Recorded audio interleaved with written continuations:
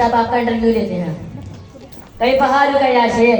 अना शंकुर आपका क्या नाम है शेर साहब? मोहम्मद मोमिन बिन सत्तार साहिबुल करम। मदीना मॉडल स्कूल का माहौल कैसा है?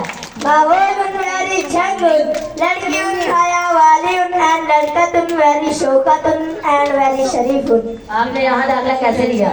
मेरिटुन वेरी हायुन, ना मिले दाखलतुन, ना जुब्बा उठायतुन, आगे जायतुन, रिवर्स करते पीछे वजियतुन।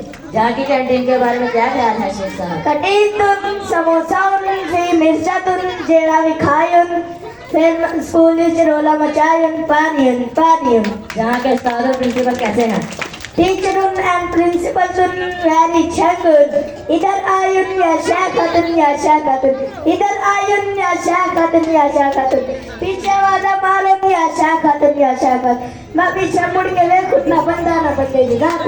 शेर साहब आप इंटरव्यू दे रहे हैं, सीधे पे बैठ गए। पापा तो परे और परे आपको देख रहे हैं। मदीना मॉडल स्कूल को आप मुस्तकबिल में कैसा देखते हैं? मदीना मॉडल स्कूल में मदीना मॉडल स्कूल आयन तो मदीना तरक्की करियो।